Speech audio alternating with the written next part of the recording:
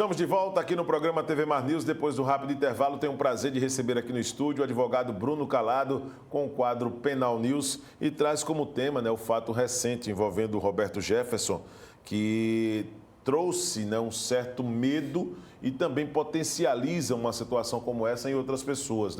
Até que ponto uma ação pode colocar em risco a vida de agentes federais que estavam em cumprimento da missão. Bruno, o tema mais uma vez é um tema muito atual. Parabéns pela escolha do tema aqui no Penal News. E vamos falar um pouquinho a respeito dessa situação. Qual era a situação jurídica do Roberto Jefferson e se justifica essa ação contra os agentes da Polícia Federal? Bom dia.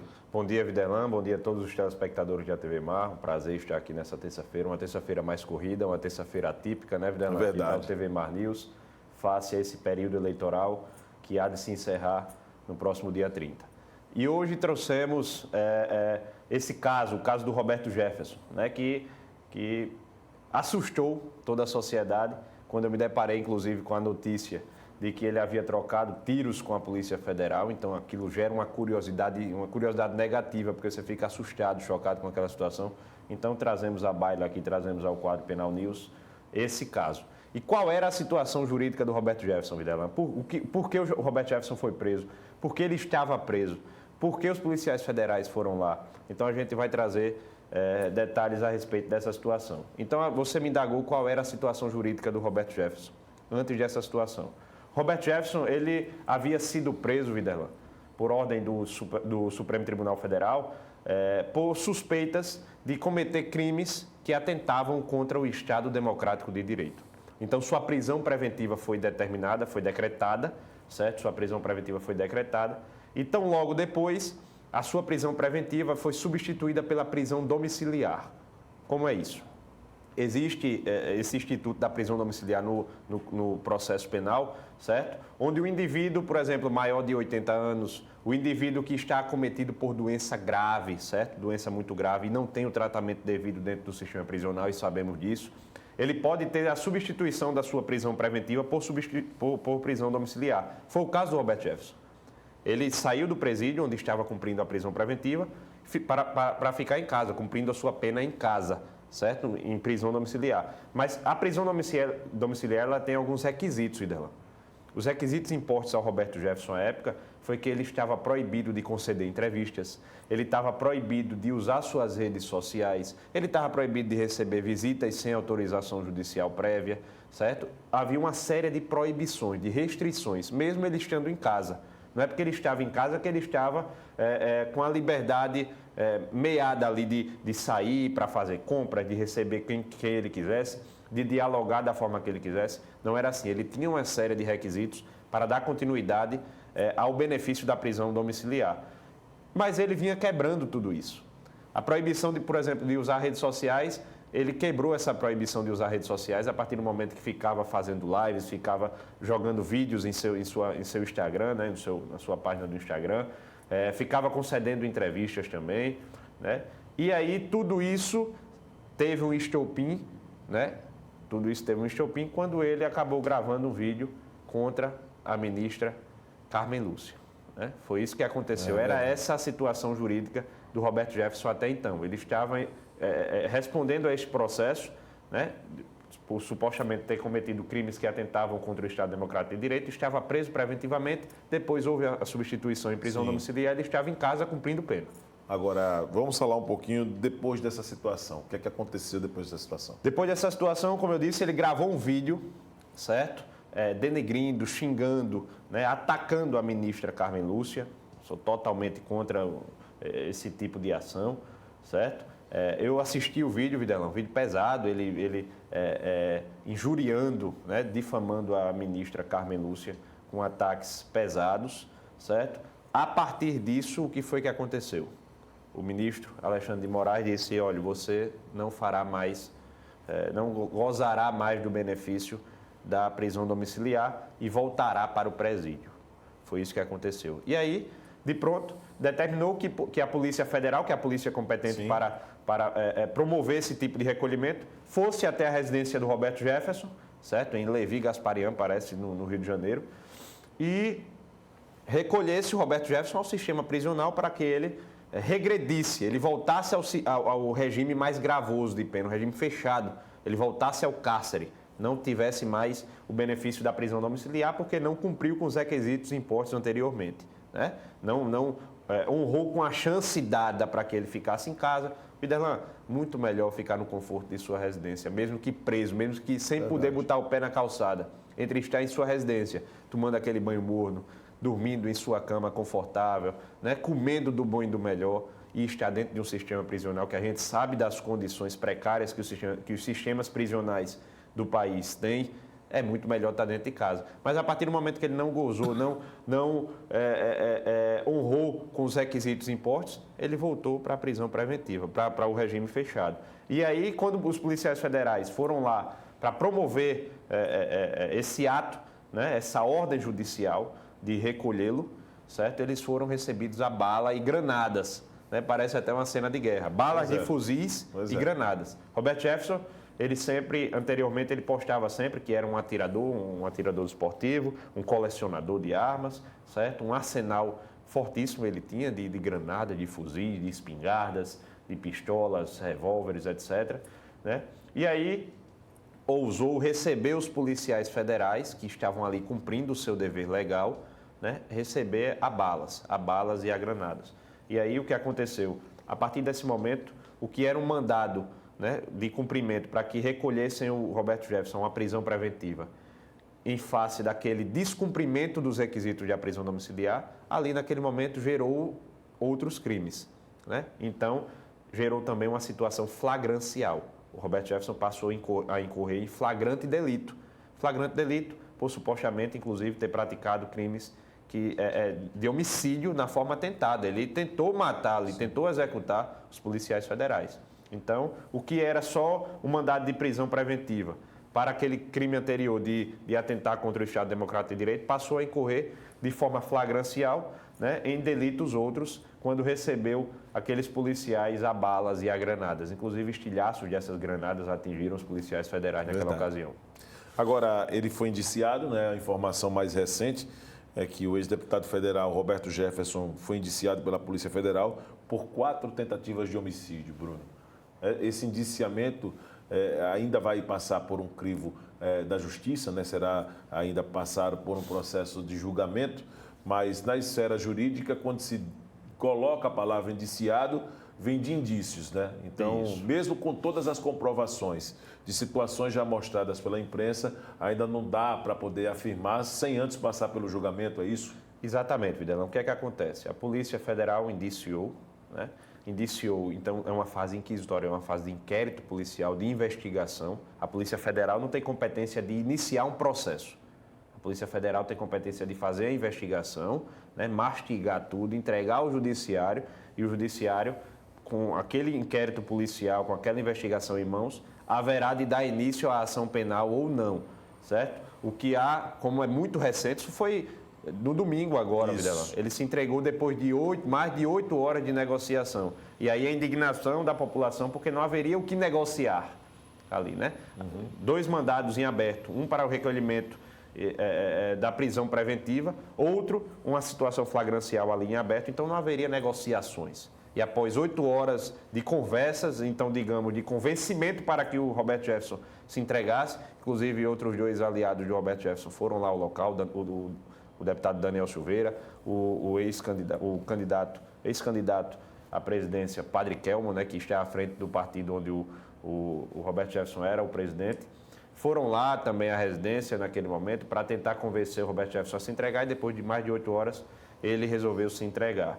Então, qual é a situação agora? Ele continuará respondendo por aqueles crimes outros de atentar contra o Estado Democrático de Direito e, simultaneamente, concomitantemente, há de responder também por esses outros delitos praticados, quais sejam, inclusive, tentativa de homicídio em face dos policiais federais. Então, esse inquérito policial ficará tão logo pronto, encaminhará ao Judiciário, o Judiciário ingressará com ação penal em desfavor do ex-deputado Roberto Jefferson. Será indiciado por 4 tentativas de homicídio. Além disso, o Exército também aponta que a licença do Roberto Jefferson, do ex-deputado, estava suspensa. e que ele não poderia ter ou transportar armas fora de Brasília. Por conta desse descumprimento, o Exército também abriu um processo administrativo para apurar o caso e a Polícia Federal instaurou um inquérito na esfera criminal. Ou seja, pode gerar aí muitas situações. Essa questão da prisão dele domiciliar foi por conta dos privilégios, por ser um ex-deputado federal também, ou por condições realmente impostas pela Justiça, Bruno?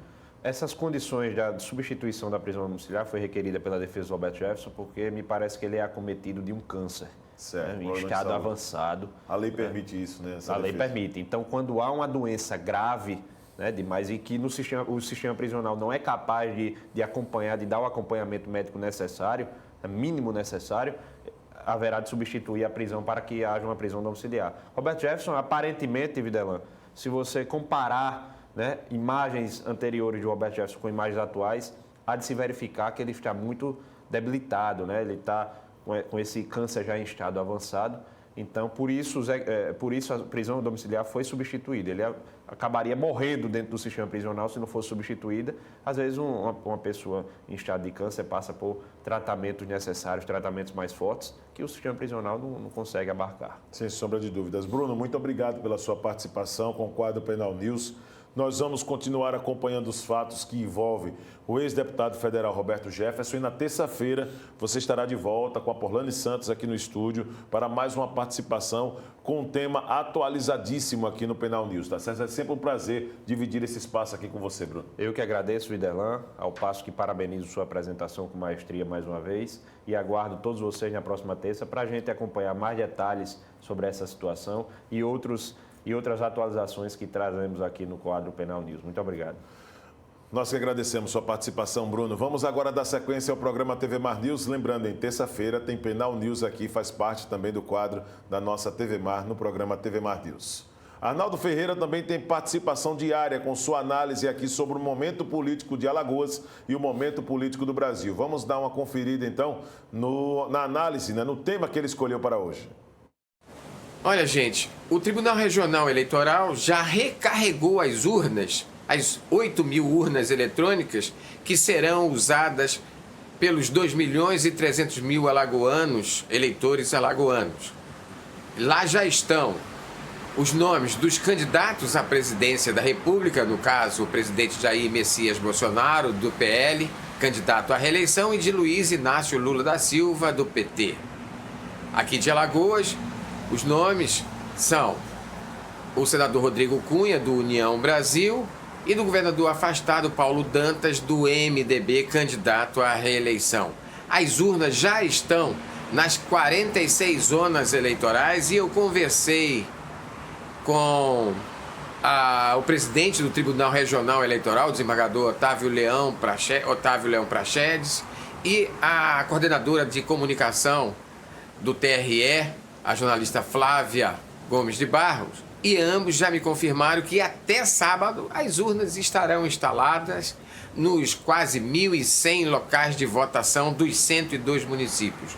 90 juízes eleitorais foram mobilizados para participar deste segundo turno.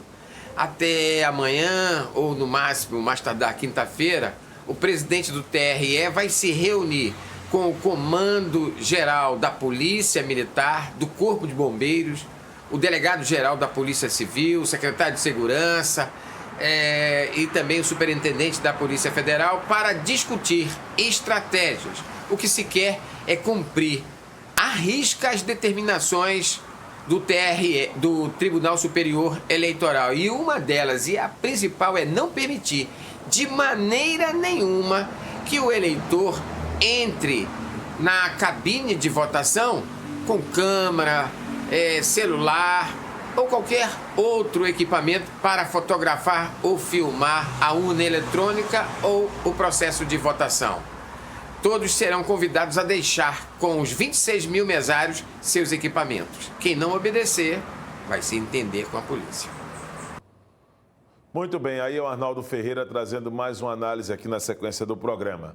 Mês das Crianças encerrando, mas ainda tem muitas instituições que seguem com programações especiais para os pequenos. O Centro Espírita José Eusébio tem uma ação para crianças entre 3 a 12 anos. Fernando Palmeira traz mais detalhes deste finalzinho de TV Mar News. Criança feliz com Jesus no leme. É o lema, é o tema de uma campanha, de uma festa que é sempre feita e realizada com sucesso, como essa, que também vai acontecer nesse início de novembro, na Associação Espírita José Eusébio, que fica aqui entre Pajuçara e Jaraguá. Esse evento está na sua segunda versão. Tem um tema, como o colega já falou, Jesus no leme. Ele objetiva trazer de forma bem lúdica os ensinamentos cristãos com base na evangelização espírita. Então, a gente traz brincadeiras, nós vamos ter cantoria, vamos ter contação de histórias, vamos ter labirinto, sempre trazendo os ensinamentos cristãos para que a criança aprenda a se transformar num homem de bem no futuro. Como é que está a programação nessa faixa etária aí das crianças que serão recepcionadas de 3 a 12 anos de idade? E toda a família, né? Sim. Nós vamos começar às 14 horas até às 17 e nós vamos ter 6 salas de brincadeiras lúdicas, caçada ao tesouro, pinturas, quizzes, labirinto e mais brincadeiras. Inscrições totalmente gratuitas. Tem limite de presença de crianças? 70 crianças é o nosso limite. Então, a gente convida aos pais, às mães, os padrinhos, as madrinhas que tragam suas crianças para ter essa tarde de pura alegria conosco. Primeiramente, bom dia ao telespectador da TV Mar.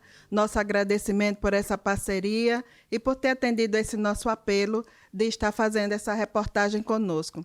A Associação Espírita José Eusébio, no dia 6/11, a partir das 14 horas, está fazendo a promoção do evento Criança Feliz com Jesus no Leme.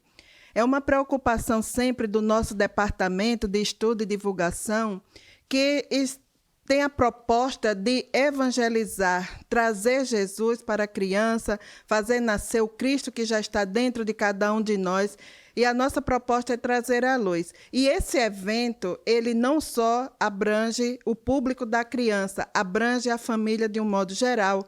Abrange a família, porque a família hoje ela é plural, não é só o papai e a mamãe.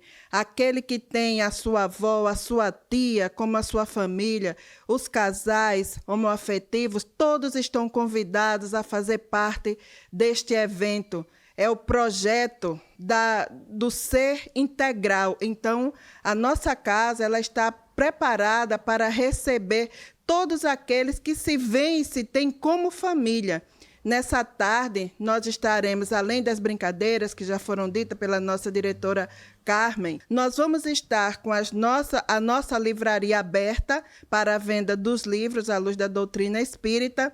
O lanche vai ser vendido nessa tarde, as pessoas podem vir, os preços são acessíveis à compra para a criança e para o adulto neste dia de domingo. Temos também o ponto máximo de toda essa reunião, desse evento, é a reflexão sobre a luz do Evangelho de Cristo. Quem mais está convidado? Fique à vontade. Nós estamos trazendo a nossa querida palestrante e da Federação Espírita, a nossa Ivete Moura. Ela falará de um tema muito importante, ela abordará a família como o leme dos filhos. E é importante porque os pais evangelizados, eles já são o primeiro norte da criança evangelizada. Tudo nasce e parte da família. E como eu já disse no início, família é aquele que naquele momento está com a gente, que nos abraça, nos acolhe para isso. Então, nós temos também, nesse dia, vamos ter essa palestra, roda de conversa, com todos aqueles que estiverem nesse momento participando do evento. Ter amor às crianças é um exemplo de espiritualidade e ensinamento deixado por Jesus Cristo. Então participe, venha fazer parte dessa grande legião de pessoas, de homens, jovens, mulheres, que estão voltadas para a espiritualidade da luz e do bem. Com as imagens de Chico Nogueira, Fernando Palmeira, para a TV Mar, da organização Arnon de Melo, canal 525 NET. Claro. E assim nós vamos encerrando esta edição do programa TV Mar News. Amanhã, Porlane Santos estará de volta ao comando do programa. Eu estarei pelas ruas da capital alagoana. Deixo um grande abraço para você, uma ótima sequência de terça-feira e até daqui a pouco na programação esportiva da nossa TV Mar, canal 525. Fiquem todos com Deus e aí mais um líder em audiência na grade da nossa TV Mar. Até amanhã.